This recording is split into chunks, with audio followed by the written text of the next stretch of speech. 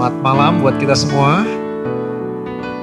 Puji Tuhan yang hadir sama banyak dengan waktu saya khotbah 2 bulan lalu. Gak terasa ya 2 bulan lalu ternyata saya sharing di tempat ini, sharing firman Tuhan. Malam ini kita akan langsung saja ya. Saya diberi tema malam ini memperkenalkan Kristus. Itu topik kita atau pokok pikiran kita bersama-sama. Kita adalah saksi Kristus. We are His witness. Kita adalah saksinya. Jadi kita perlu memperkenalkan Kristus kepada siapapun yang ada kontak dengan kita, kepada siapapun yang kita bisa beroleh kesempatan untuk berjumpa bersama-sama. Jadi sama dengan begini, kira-kira malam ini kita mau sharing firman Tuhan tentang penginjilan lah gitu ya. Karena kita harus menjadi saksi, kita harus memperkenalkan Kristus kepada semua orang. Nah, teks kita menarik sekali, panitia di tempat ini, teman-teman memberi kita teks, Yohanes pasal 4, ayat 1 sampai 26. Sebenarnya pasal 4 semua itu ya. Cerita tentang perempuan Samaria di sumur Yakub. Nggak mungkin kita baca semua satu pasal. Karena itu saya ingin baca begini saja. Ayat 1 sampai ayat 3. Lalu kemudian ayat 26. Ya. Ayat 1 sampai 3. Yohanes 4 ayat 1 sampai 3. Langsung lompat ke ayat 26, 25 atau 26 begitu. Supaya jangan terlalu panjang kita baca ayatnya. Tapi teman-teman tolong nanti di rumah dibaca ya. Yohanes pasal 4-nya dibaca lengkap. Kalau mau tahu cerita lebih menarik bagaimana gaya penulisan Yohanes, baca mulai pasal 3. Nanti kita akan ketemu betapa menariknya cara dia mempresentasikan tentang perempuan Samaria di sumur Yakub. Yohanes 4 ayat 1 sampai 3. Ketika Tuhan Yesus mengetahui bahwa orang-orang Farisi telah mendengar bahwa ia memperoleh dan membaptis murid lebih banyak daripada Yohanes, meskipun Yesus sendiri tidak membaptis melainkan murid-muridnya, ia pun meninggalkan Yudea dan kembali lagi ke Galilea. Langsung lompat ayat 25 dan 26 saja. Supaya kita nggak berlama-lama dalam membaca. Ayat 25. Jawab perempuan itu kepadanya, aku tahu bahwa Mesias akan datang yang disebut juga Kristus. Apabila ia datang, ia akan memberitakan segala sesuatu kepada kami. Kata Yesus kepadanya, akulah dia yang sedang berkata-kata dengan engkau. Yang diberkati mereka yang membaca firman Allah, merenungkannya, menyimpan dalam hati, dan yang paling bersuka cita kita yang menghidupi firman tersebut. Amin. Teman-teman, sekali lagi, karena kita menjadi saksinya, tema kita berarti tentang penginjilan. Pentingnya kita memberitakan tentang Kristus. Namun sebelum kita memberitakan tentang Kristus, jelas kita harus pertama-tama ketemu dulu dengan Kristus. Seperti perempuan Samaria ini ya, seorang penginjil yang luar biasa. Nah, saya mau cerita begini dulu. Apa sih iman sejati? Apa yang dimaksud dengan iman sejati di dalam kekristenan? Iman sejati harus punya minimal 3 unsur ini. Ditambah 4 unsur. 4 unsur yang keempat yaitu tentang hal ini. Pertama ya, disebut iman sejati kalau orang itu ngerti apa yang dia percayai. Namanya notisia dalam bahasa teologi. Notisia itu aku tahu yang aku tahu. Jadi aku tahu apa yang ku percaya. Dan kalau aku ditanya tentang apa yang aku percaya, aku bisa menjelaskannya. Jadi aku tahu, yang aku tahu itu tentang apa yang aku percaya. Namanya notisia. Jadi teman-teman harus tahu. Kalau orang tanya tentang Yesus harus ngerti. Yesus itu dualitas sekaligus dia adalah keluarga Trinitas.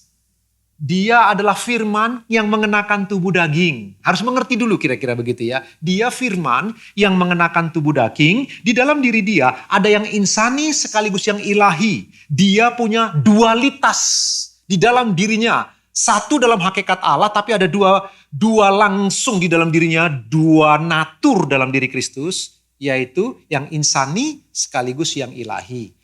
Itu namanya notisia. Saya tahu yang saya percaya. Saya tahu, notisia. Tetapi harus ada unsur yang kedua yang disebut dengan iman yang sejati. Apa itu? Asensus. Saya bukan hanya tahu, saya bisa menjelaskan kalau orang tanya tentang Kristus, tapi saya ngalami. Saya ketemu dengan dia dalam perjumpaan pribadi. Mengalami sebuah personal encounter, pengalaman pribadi. Namanya asensus. Ini penting. Notisia. Tahu tentang Kristus, tapi tak punya pengalaman bersama dengan Kristus, nggak bisa disebut iman yang sejati. Jadi penting punya asensus. Yang ketiga, asensus nggak cukup. Pengalaman pribadi nggak cukup. Ini kita orang Pentakosta yang selalu cari pengalaman, kejar pengalaman dengan Tuhan. Tapi berhenti sampai di situ, nggak boleh. Yang lebih buruk lagi, kita mengejar pengalaman, kita nggak ngerti notisia. Kita nggak tahu apa yang kita percaya. Kalau tanya orang, pokoknya Yesus itu Tuhan. Pokoknya Yesus itu juru selamat. Tapi kita nggak bisa jelaskan bahwa dia adalah benih dari Roh Kudus yang meminjam rahim Maria. Karena itu dia tidak terkenal original sin. Kan gitu, kita harus bisa sedikit-sedikit harus bisa jelaskan itu. Nah, orang Pentakosta biasanya menekankan pengalaman, lupa notisia.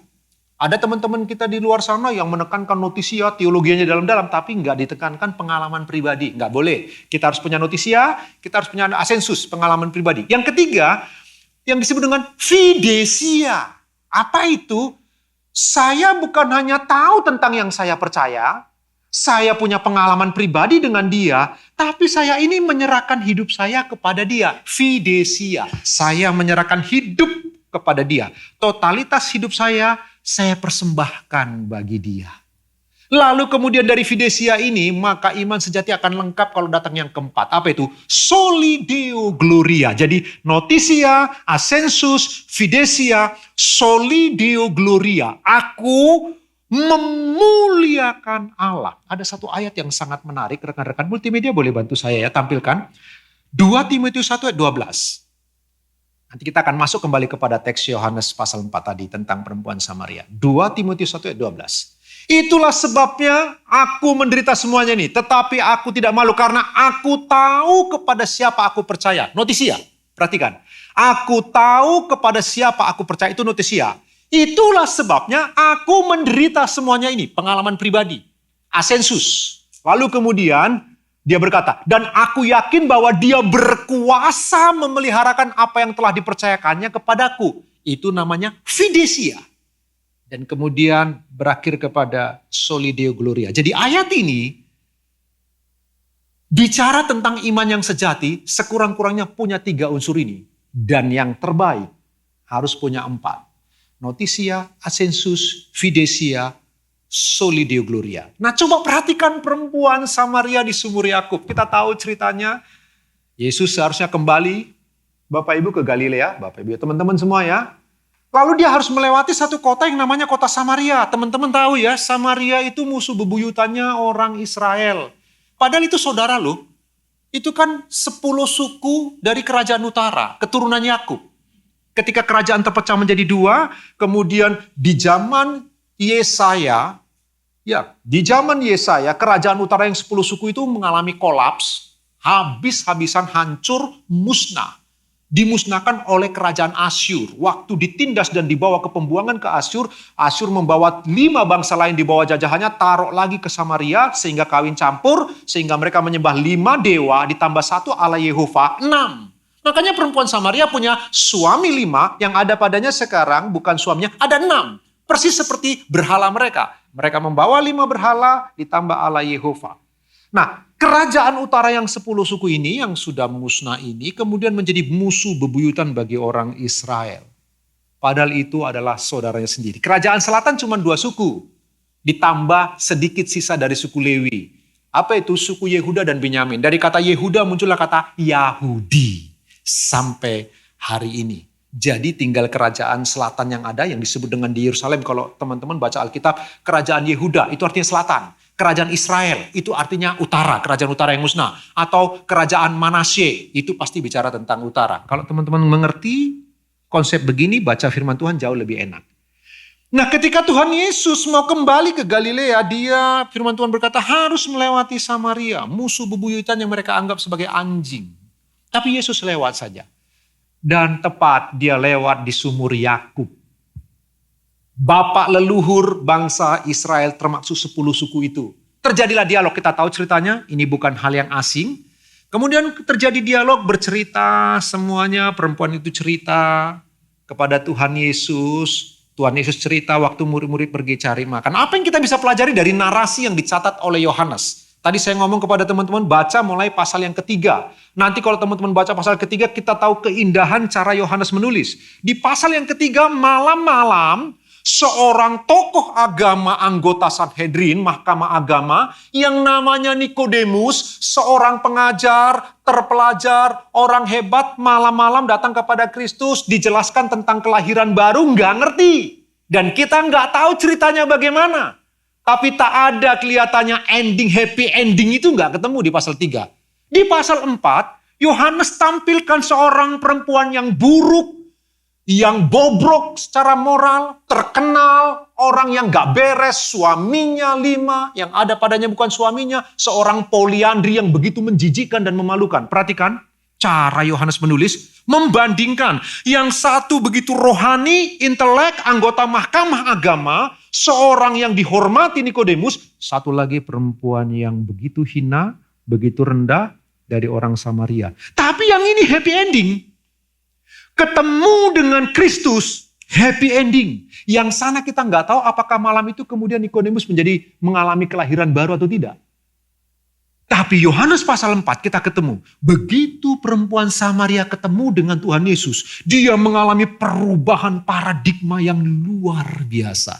Dan karena perubahannya itu, dia bawa berita Injil ke kota Samaria sampai-sampai Yesus disuruh nginap 2 hari lagi. Ini cerita nggak mungkin terjadi. Bagaimana mungkin orang Yahudi bisa nginap di kota orang Samaria 2 malam? Ketemu aja mereka nggak bisa. Mereka begitu benci, bermusuhan ratusan tahun. Orang Samaria begitu benci ketika Yosia membangun bait Allah kembali bersama dengan raja yang lain juga, termasuk Raja Hizkia. Kerajaan utara itu coba ingin membantu. Tapi karena mereka kawin campur, menyembah 5 berhala tambah Allah Yehova, waktu mereka mau menyumbang untuk pembangunan bait Allah, ditolak oleh Raja Hizkia. Mereka dendam. Akhirnya mereka bikin bait Allah tandingan. Di lereng Gunung Gerizim, dekat sumur Yakub tadi. Makanya dia bilang, kalau kami menyembah di sini, di gunung ini. Sebab di lereng gunung itu mereka bangun bait Allah tandingan. Karena mereka nggak boleh datang ke Yerusalem untuk beribadah, sebab dianggap mereka orang kafir, kawin campur. Tapi tahun 1120 sebelum Masehi, ada seorang yang bernama Yohanes. Dia hancurkan bait Allah ini. Bait Allah buatannya orang-orang Samaria. Dan itu bikin dendam luar biasa saudara kandungnya ini. Dan bayangkan hari itu ketemu dengan Tuhan Yesus yang ngobrol dengan orang Samaria. Itu sebabnya perempuan itu syok. Engkau kan orang Yahudi. Bagaimana mungkin minta air minum kepadaku? Tapi perjumpaan itu mengalami sesuatu yang luar biasa. Perhatikan, yang pertama teman-teman, perhatikan. Secara paradigma, dia berubah. Cara pandangnya berubah.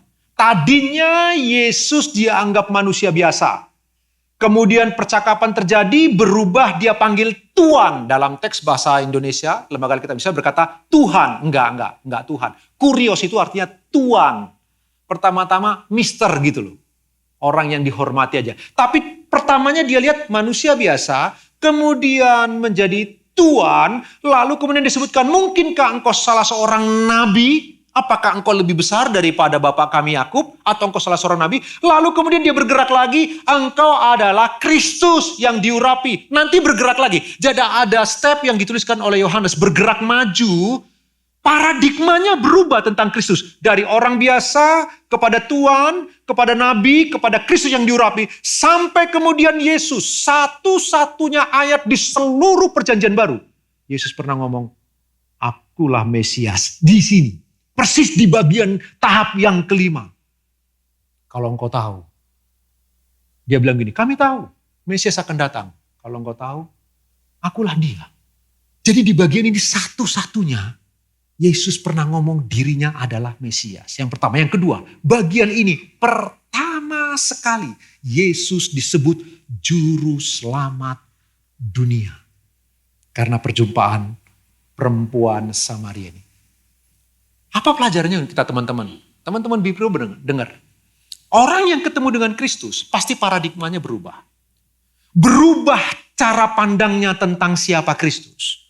Tetapi kemudian serentak itu berubah cara pandangnya kepada dirinya. Pelajaran yang kedua, begitu perempuan itu ketemu dengan Tuhan Yesus, bukan hanya cara pandangnya yang berubah tentang Kristus, gambar dirinya berubah. Teman-teman, ini poin penting untuk kita. Setelah kita dicelikan mata batin kita sehingga kita bisa punya paradigma yang berbeda tentang Kristus, waktu kita melihat kepada diri, gambar diri kita ini diperbaiki. Cara pandang kita itu diperbaiki. Masih ingat Johannes Calvin berkata begini? Orang ya akan ketemu Allah yang sejati. Begini, kalau orang ketemu dengan Tuhan yang sejati, Pengenalan dia akan Tuhan yang sejati membawa dia mengenal dirinya dengan sejati.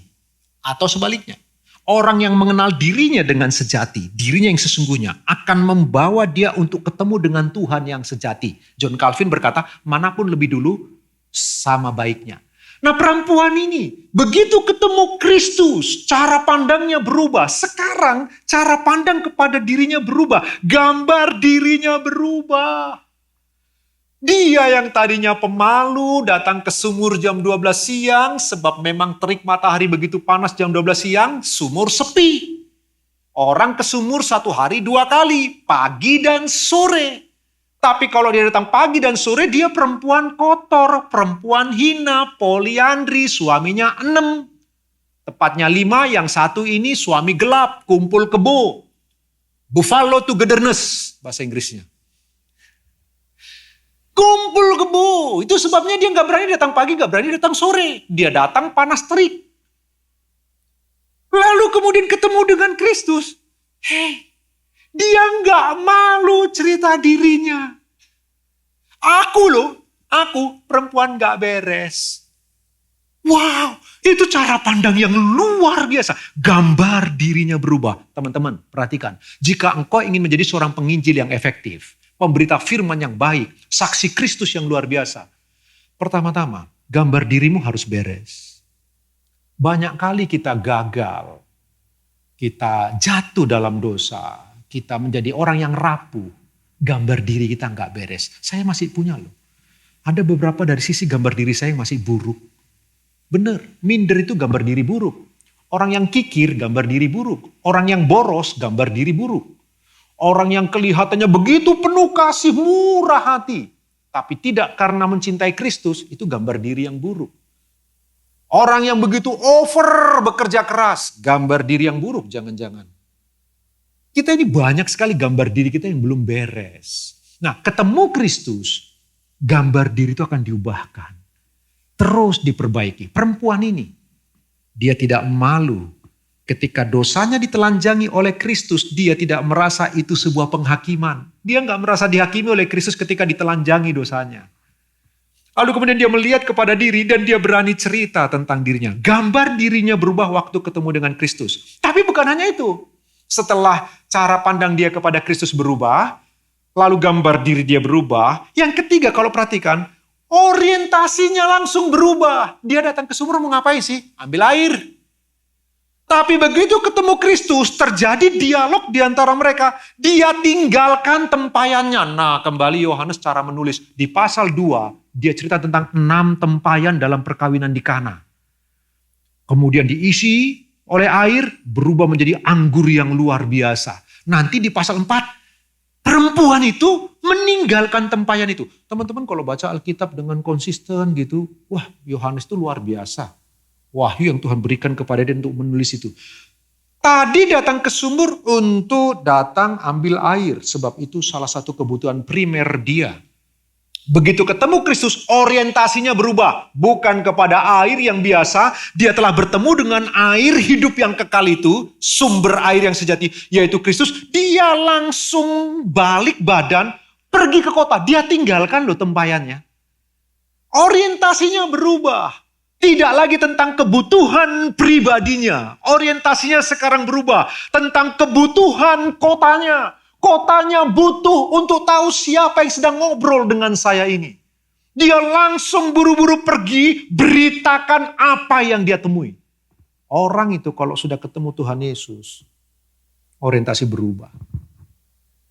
Sungguh orientasi berubah. Nanti cara pandangmu kepada Kristus berubah, gambar dirimu mulai berubah. Tapi orientasi kehidupanmu akan berubah. Perempuan ini begitu antusias, begitu menyala-nyala. Dia langsung kembali ke kota. Lalu apa yang dia lakukan di kota? Kita tahu ceritanya. Dia pamer tentang dosanya. Ini menarik sekali. Dia ngomong, orang itu, mungkinkah dia Kristus yang diurapi itu? Dia cerita tentang semua dosaku. Dia beritahu tentang siapa diriku ini. Dia nggak malu-malu sebab gambar dirinya sudah baik. Dia nggak malu cerita tentang kekurangan dan kelemahannya. Dia ngomong, mari lihat. Mungkinkah dia Kristus yang diurapi itu? Mari kita lihat kepada dia. Maka poin yang keempat. Orang yang cara pandangnya berubah tentang Kristus. Gambar dirinya berubah setelah ketemu dengan Kristus. Orientasi hidupnya berubah. Yang keempat, dia menjadi penginjil yang sangat efektif. Teman-teman, saya pernah ikut klinik. Bukan klinik ya, kalau di daerah disebut klinik. Kalau di pusat, saya nggak tahu apa namanya. EE, pernah ada ikut EE? Pernah dengar kata EE? Evangelism Explosion, ledakan penginjilan. Selesai dari kita ikut klinik itu, kita akan dikasih pin. Pinnya itu seperti kalau cowok itu pinnya untuk penjepit dasi bagus, 2 tanda tanya logonya. EE, Evangelism Explosion, saya sangat menghormati, saya sangat kagum, saya suka, saya ikut di Jakarta. Pagi kami di training gitu, malam kami ke Monas, selalu 2 orang, 1 beritakan Injil, 1 doa syafaat, setelah doa syafaat nanti yang 1 bersaksi gitu. Jadi terus begitu. Mungkin 3 hari 3 malam kami ada di Jakarta, 3 hari 4 malam atau bagaimana, saya lupa itu, sudah cukup lama waktu itu. Di Jakarta, waktu kemudian kami daftarkan orang-orang yang berhasil diinjili, kami cuma sedikit, yang dilatih itu cuma sedikit. Tapi hasil penginjilan luar biasa, kami kirimkan semua orang-orang yang bertobat itu di daerah Monas itu, kami kirimkan ke gereja-gereja lokal di sana, tolong di follow up, orang ini sudah terima Kristus, orang ini kelihatannya sangat terbuka, walaupun belum menerima, orang ini menolak tapi mau ditemui lagi, kami berikan semua data itu, rekan-rekan. Tapi yang saya mau cerita begini, EE, Evangelism Explosion, 2 tanda tanya. 2 tanda tanya itu untuk merangsang orang bertanya. Kenapa dengan 2 tanda tanya itu, 2 question itu? Apa artinya? Jadi waktu orang bertanya, kita langsung ajukan 2 pertanyaan. 2 pertanyaan penting. Yang pertama begini, kalau engkau mati, engkau tahu akan kemana engkau berakhir? Apakah engkau ke surga atau ke neraka? Nah kalau dia bilang begini, aku belum tahu kemana, aku masuk surga atau masuk neraka. Nah orang ini sasaran penginjilan. Harus diinjili. Tapi kalau dia bilang gini, oh kalau aku mati aku tahu aku pasti masuk surga. Ajukan pertanyaan kedua. Kalau sampai di surga, Tuhan ngomong, hei hambaku, kenapa aku izinkan engkau masuk ke surgaku? Apa alasanmu? Kalau orang itu ngomong begini, oh alasannya sebab aku taat beragama, sebab aku berbuat baik, sebab aku itu mencari kebenaran, sebab aku itu berusaha hidup yang seturut firman Tuhan. Nah kalau orang itu jawab begitu, dia harus diinjili. Dia belum bertobat sesungguhnya.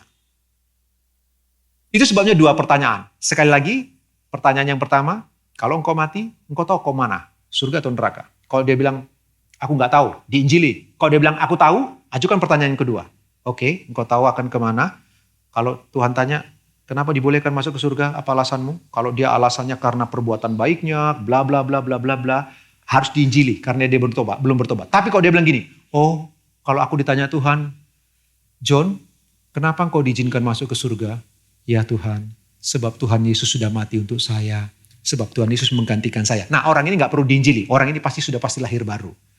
Nah maksud saya begini, Evangelism Explosion sangat bagus. Saya ulangi, sangat bagus. Saya mengikutinya, kita dilatih secara terstruktur, rapi. Kemudian apa yang kita harus katakan kepada mereka. Tapi tahukah teman-teman, betapa baik dan memberkatinya Evangelism Explosion. Yang jauh lebih efektif dari itu adalah apa? Penginjilan karena pengalaman pribadi ketemu dengan Tuhan Yesus. Itulah penginjilan yang paling efektif. Itu sebabnya tema kita itu His Witness, saksinya. Kita yang sudah ketemu dengan Kristus. Betapa pentingnya teman-teman. Enggak peduli teman-teman belajar firman Tuhan bagus-bagus. Itu tidak salah, itu keren. Belajar penginjilan yang luar biasa. Bagaimana kalau berdebat, bagaimana berapologetika, bagaimana mempertahankan iman. Silakan engkau belajar dari YouTube. Silakan monggo, tapi dengar ini baik-baik. Penginjilan yang paling indah, kesaksian yang paling manis, yang paling mudah dicerna dan orang langsung yang sering kali dipakai oleh Allah Roh Kudus. Apa itu? Pengalamanmu ketemu dengan Tuhan. Asensus. Engkau punya pengalaman dengan Tuhan. Perjumpaan pribadi dengan Tuhan. Ceritakan itu. Perdebatan seringkali tidak membuat orang bertobat. Percayalah, saya ulang. Perdebatan seringkali tidak membuat orang bertobat. Tapi kalau engkau cerita, aku loh ketemu dia. Contoh saya, Dulu aku itu SMA pernah tusuk orang, untung gak kena masuk penjara saya nih. Saya pernah ubur-ubur orang pakai golok mau bacok. Waktu di Jakarta hidup saya gak karu-karuan di terminal. Hidup saya ya lontang-lantung seperti itu. Minggu lalu saya baru dari Jakarta, cukup lama antara anak saya kembali masuk ke asrama. Saya ngobrol sama anak saya sama istri, dua anak saya terangkan, dulu papa pernah tidur di ini, persis di jembatan Semanggi ketika kami mau masuk SCBD itu. Saya bilang, papa pernah tidur di sini. Pernah saya terangkan kepada mereka tempat-tempat di mana saya dulu gak karu-karuan. Ketika itu saya ceritakan, lalu kemudian ketemu dengan Kristus, hidup saya berubah. Sudah sempurna? Belum.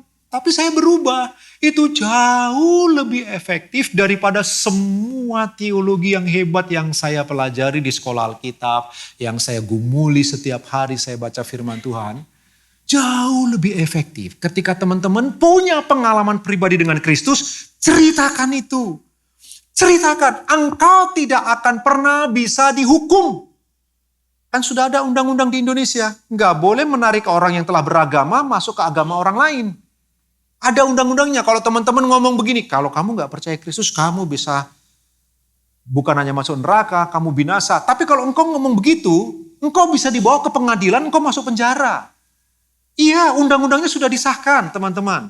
Karena itu penginjilan nggak mudah lagi. Tapi kalau engkau cerita, aku dulu bejat, aku dulu nggak karu-karuan. Ketemu Tuhan Yesus, lumayanlah. Hidupku berubah, luar biasa. Engkau cerita kok. Engkau nggak ajak orang, engkau sedang cerita tentang pengalamanmu, perjumpaanmu dengan Kristus membuat gambar dirimu berubah. Engkau tidak malu menceritakan kelemahanmu di masa lalu, kerusakan dan kebobrokanmu di masa lalu. Engkau ceritakan hidupmu yang kekinian bersama dengan Kristus. Kadang-kadang ada hal yang sulit, tapi dia selalu buka jalan. Kadang-kadang saya masih jatuh, tapi dia bangunkan saya. Engkau cuma cerita. Kalau cerita, nggak ada hukum yang bisa melawan itu. Nggak ada hukum yang bisa dikenakan kepadamu. Jadi penginjilan yang paling efektif adalah engkau cerita perjumpaanmu dengan Kristus. Teman-teman, ayo pikirkan bagian ini dengan serius. Saya senang, waktu 2 bulan lalu saya khotbah banyak segini, kayaknya lebih banyak lagi ya. Terus ceritakan Kristus dari hidupmu. Nggak boleh berhenti. Cerita. Barangkali engkau nggak begitu mahir teologi, asensusnya nggak notisianya nggak terlalu mahir. Pelan-pelan lah, pelan-pelan belajar terus notisia. Tapi asensus itu, pengalaman pribadi itu, wah itu luar biasa. Pernah teman-teman ingat cerita saya tentang Ayub? Bukan kitab Ayub ya, Ayub full timer yang ada di Batam. Ayub itu, waktu saya masih jadi kacung di Nginden, sehari ini masih kacungnya Tuhan Yesus, saya jadi jongos di Nginden itu, yang setiap hari, waktu itu saya digaji, bukan full timer gereja, saya dulu bukan full timer gereja pertamanya, saya masuk mendaftar karena diaken di Nginden sangat banyak, butuh orang yang bisa mengatur jadwal mereka, kegiatan dan lain sebagainya, maka mereka butuh orang, saya direkrut. Lalu kemudian 4 orang diaken patungan 100.000 setiap bulan, gaji saya 400.000. Jadi saya tanda kutip bekerja untuk diaken. Lalu kemudian Pak Asun minta supaya John Panggabean tak jadikan full timer, tapi dia nggak mau, nggak boleh. John Panggabean orang kami, biarkan kami yang gaji, kami yang ngatur John Panggabean. Zaman itu 4.000 buat saya sangat-sangat besar, luar biasa. Lalu kemudian 2 tahun kemudian Pak Asun kemudian minta lagi, sudahlah John Panggabean harus digaji oleh gereja, jadi full timer saja. Kemudian dia akan menyerahkannya. Kemudian dengan sukarela mereka bilang, oke, ambillah John Panggabean sebagai full timer. Tapi dulunya saya hanyalah seorang karyawan dari diaken. Nah Ayub ini, dia cleaning service. Dulu belum pakai outsourcing Nginden. Dia cleaning service. Dia jauh lebih terhormat dari saya sebab dia cleaning service khusus di ruang Maha Kudus. Kantornya Om Alek, almarhum. Itu kita sebut sebagai ruang Maha Kudus. Karena kalau Om Alex sudah sebentar lagi mau masuk, ruangan harus bersih, harus harum, dibuat serapi, mungkin seenak mungkin supaya beliau masuk nyaman gitu. Nah dekat sekali. Beliau kenapa dipilih di sana? Sebab penampilannya bagus, orangnya suka bersih, harum, mudah senyum, begitu ramah. Itu sebabnya dia dipilih untuk ada di ruang Maha Kudus. Orang kayak begitu yang layak di ruang Maha Kudus. Nah, jelas dia punya gaji jauh lebih besar dari saya. Karena saya kan cuma diaken, dia full timer. Atau tanda kutip, walaupun bagian cleaning service tapi dia full timer gitu ya, sepenuh waktu. Nah ini yang saya mau cerita teman-teman. Dia tekun bekerja, dia rapi bekerja sampai kemudian ketika saya dikirim ke Batam oleh Pak Aswin. Kemudian gereja berkembang, kami butuh full timer karena selama ini Pak Nesa dan tim termasuk Mira Prayogo waktu itu selalu ke Batam. Kalau ibadah setiap minggu mereka ke Batam gitu membantu kami. Karena itu butuh full timer pemain musik. Ayub ikut audisi. Waktu itu 300-an yang mendaftar seluruh kota. Tapi cuma 4 orang yang mau dikirim ke Batam. 4 orang yang mau dikirim ke Batam semuanya harus single. Karena akan ditaruh di Batam menemani saya. Mereka semua masih single waktu itu. Ayub salah satu yang kepilih. Di Batam sebagai full timer. Bagian ini yang saya mau cerita ke teman-teman. Tahukah teman-teman, kami kontra atau kami sewa Hotel Planet Holiday. Itu hotel paling besar di Batam waktu itu. Hotel Planet Holiday, 17 tahun kami ada di sana. Tak ada satupun cleaning service yang lewat dari amatan Ayub. Setiap ketemu cleaning service dia datengin. Dia cerita, aku di Surabaya cleaning service. Aku kerja, dia ceritakan semuanya. Tapi ketika aku ketemu Tuhan Yesus, hidupku berubah. Memang berubah luar biasa. Begitu di Batam dia luar biasa. Dia full timer. Wah, menikah sama dokter lagi. Waduh, ini salah satu full timer kaya di Batam ya itu. Nah, di Batam teman-teman, full timernya lebih kaya dari gembalanya. Percayalah, silakan berangkat ke sana. Sungguh saya ngomong, full timernya lebih kaya daripada gembalanya. Dan saya bangga luar biasa. Sebab kalau saya perlu, saya minta dari mereka. Ayub itu semua cleaning service. Yang udah baru, yang lama, semua dia injili. Cara dia ngomong sederhana. Saya dulu seperti engkau, gak punya harapan. Gajiku ya segitu. Mikir nanti kalau berumah tangga bagaimana ini, bagaimana. Ketemu Tuhan Yesus. Ya, dibawa ke Batam. Dan sekarang hidupku berubah. Melalui itu dia banyak sekali membawa jiwa ke gereja. Sampai hari ini ternyata dia punya satu karunia yang lain lagi. Apa itu? Pinter foto. Itu sebabnya kalau ikuti Instagramnya Ucup itu hampir 300 ribuan followernya. Artis-artis di Jakarta kalau ke Batam itu konser selalu bilang begini kepada panitia. Panitia, aku mau ke Batam tapi harus ketemu Ucup. Dan saya ambil kesempatan kalau yang Kristen langsung kami bawa ke gereja, suruh kesaksian, suruh nyanyi begitu. Hampir semua artis yang datang ke Batam selalu cari Ucup. Kenapa? Mereka jadi followernya dari Instagram. Nah sekarang melalui Instagram itu, waduh, dia foto kalau dulu landscape, sekarang tentang kopi-kopi. Melalui itu dia penginjilan terus, cerita tentang kehidupannya masa lalu, apa itu? Cleaning service. Terus cerita itu, sampai hari ini cerita yang sama diulang-ulang, tetap efektif. Sebab apa? Dia berjumpa dengan Kristus, dia cerita tentang itu saja. Dia nggak perlu yang muluk-muluk, nggak perlu yang rumit-rumit. Rekan-rekan Bipro, ayo tema kita tentang His Witness. Kita ini adalah saksinya. Itulah topik kita. Kita harus menyaksikan Kristus setiap kali ada kesempatan. Mungkin kau nggak berani ngomong tentang Kristus. Sekurang-kurangnya engkau cerita saja, kata Tuhan lebih umum. Ngomong saja, ceritakan. Itu sebabnya untuk bisa seperti ini nggak ada cara lain. Teman-teman harus betul-betul ketemu dengan Kristus, mengalami perjumpaan pribadi, gambar dirimu diubahkan, cara pandangmu, sistem nilaimu tentang diri berubah, lalu engkau cerita. Pak John, kalau belum punya pengalaman pribadi yang begitu hebat untuk bisa diceritakan, bisakah penginjilan? Bisa. Anak saya masih kecil kan. Tapi penginjilannya luar biasa waktu masih kecil. Karena anak kecil itu kan gak punya rasa takut ya. Itu pembantu rumah sebelah. Waktu kami pertama kali ke Batam merintis gereja, hidup masih begitu susah. Tapi Tuhan luar biasa kirimkan burung gagak setiap hari. Itu sebelah rumah itu selalu suplai air minum untuk kami. Dan karena dia punya toko, kelihatannya dia sering kasih kami sepatu baru, begitu. Mereka tahu kami pendeta, kami merintis gereja, suplai. Nah, dia Kristen anak Tuhan dari gereja lain. Pembantunya itu Kalau ada masalah, ada kesulitan datang ke rumah. Sama istri saya didengarkan, dilayani, diceritakan tentang pengalaman masa lalu istri saya sebelum menikah dan sesudah menikah, sebelum ketemu Kristus dan setelah ketemu Kristus. Istri saya juga cerita. Nah anak saya yang kecil itu langsung datang, namanya Melia Naomi Gracia, masih kuliah. Dia langsung datang, dia ngomong gini, kalau ibu itu pembantu itu datang, kadang-kadang sakit, Bu John saya sakit, tolong bantu doa. Naomi yang datang.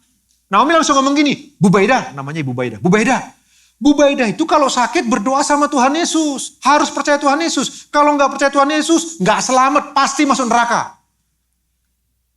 Ibu Baida ya diem aja, oh iya nak ya. Wah di Injil, bisa. Apakah Grace punya pengalaman pribadi? Nggak punya. Dia cuma dengar-dengarnya dari papanya, mamanya, Tuhan Yesus juru selamat dunia. Kalau nggak percaya dia binasa. Dan dia penginjilan berani luar biasa. Ibu Baida nggak bisa ngomong apa-apa. Oh iya. Sebab dia anak kecil. Mohon maaf. Saya harus ngomong ini. Kalau engkau nggak punya pengalaman pribadi, bisakah engkau beritakan Injil? Bisa. Tapi engkau harus punya keberanian seperti anak kecil. Berani mati. Berani mati. Dan tahukah kalian? Justru karena anak saya ngomong-ngomong begitu, setiap kali Bu Baida punya kesulitan, Bu Baida sakit, datangnya ke rumah saya. Sampai suatu kali, persis kami mau pindah rumah. Ibu Baida ngomong gini, Ibu John, aku mau ikut Tuhanmu. Tolong aku mau ikut Tuhanmu. Istri saya cerita tentang pengalamannya. Anak saya cerita tentang notisia yang sederhana itu. Dia nggak punya pengalaman tapi cerita. Kedua orang ini berkolaborasi. Satu jiwa datang kepada Tuhan. Minta menyembah Kristus Yesus Tuhan. Kalau begitu poinnya apa? Malam ini teman-teman sederhana. Khotbah kita sangat praktis. Dengarkan. Kalau engkau belum punya pengalaman perjumpaan pribadi yang menurutmu begitu spektakuler yang bisa diceritakan, dibawa kemana-mana untuk dijual bagi kemuliaan Allah, untuk kemudian beritakan Injil, engkau belum punya yang seperti itu. Engkau belum punya asensus. Sekurang-kurangnya engkau punya notisia. Kalau engkau punya notisia, engkau harus punya keberanian yang lebih. Engkau harus punya hikmat yang lebih. Tuhan pun bisa mengurapi dan memakai itu untuk membawa orang kepada Kristus. Tapi kalau engkau punya asensus pengalaman pribadi, wow, itu powerful. Orang yang kau ceritain akan penasaran dan bertanya-tanya. Bagaimana rasanya berjumpa dengan Kristus? Bagaimana rasanya percaya kepada Kristus? Apalagi ketika engkau fidesia. Menyerahkan hidupmu total kepada dia dan menceritakan tentang penyerahanmu yang total kepada dia. Maka percayalah. Setiap perjumpaanmu dengan pribadi yang kau ceritain tentang Kristus akan berakhir soli Deo Gloria. Entahkah dia bertobat atau tidak. Tapi kalau engkau ceritakan bagaimana engkau dulu punya pengalaman pribadi dengan Kristus. Lalu menyerahkan totalitas hidupmu kepada Kristus. Dan engkau berubah begitu rupa. Ceritamu menjadi soli Deo Gloria. Kemuliaan bagi Tuhan. Karena itu rekan-rekan waktu saya sudah habis. Saya akan katakan bagian ini penting sekali. Dengarkan ini. Tahukah kalian? Penginjilan itu, misi itu detak jantung Tuhan. Saya ulang, misi, penginjilan adalah detak jantung Tuhan. Itu sebabnya Tuhan mencari Adam dan Hawa. Adam, di manakah engkau? Tuhan terus mencari melalui nabi-nabinya. Sampai Tuhan mencari datang di dalam Kristus Yesus Tuhan. Sebab detak jantung Tuhan adalah misi. Penginjilan. Tahukah Bapak Ibu teman-teman kenapa Tuhan itu ngomong begini kepada Daud? Daud seorang yang berkenan di hatiku. The Message Bible mengatakan Daud seirama dengan detak jantung Tuhan. Sebab Daud suka bermisi. Daud cerita tentang Allah yang hidup. Yang kalau Daud memuji dia, kita tahu ceritanya dia seperti orang gila, jungkir balik, guling-guling. Dan ketika dia diremehkan oleh Simei, dia ngomong apa? Lebih gila dari ini aku mau melakukan demi Allahku. Itu Daud. Jadi hatinya itu, hidupnya itu seirama dengan detak jantung Tuhan. Apa itu detak jantung Tuhan? Misi. Rekan-rekan Bipro, ayo belajar ceritakan Injil. Ceritakanlah sesederhana apa yang kau bisa. Berusahalah. Mintalah keberanian dari Tuhan supaya Allah Roh Kudus memberi engkau hikmat dan akal budi untuk berkata-kata. Ceritakan tentang kehidupanmu. Tuhan Yesus memberkati. Ya tepuk tangan buat Tuhan kita ya. Mari pemain musik, pemimpin pujian bisa maju ke depan. Kita akan meresponi firman Tuhan, kita naikkan satu pujian kepada Tuhan. Yuk, pemain musik, pemimpin pujian, singers, mari kita maju. Rekan-rekan Bipro, saya ingin kita coba merespon dengan baik firman Tuhan ini, tema yang diberikan oleh teman-teman kita, sahabat-sahabat kita. Kita adalah His witness, kita adalah saksinya Kristus. Mari bersama-sama, jika perempuan Samaria yang begitu mengerikan kehidupannya, dipakai oleh Allah dengan cara yang luar biasa. Saya kok yakin yang di ruangan ini jauh lebih baik daripada perempuan Samaria. Ayo kita ceritakan Injil kepada mereka. Naikkan satu pujian kepada Tuhan. Kita bangkit berdiri bersama-sama. Kita bangkit berdiri.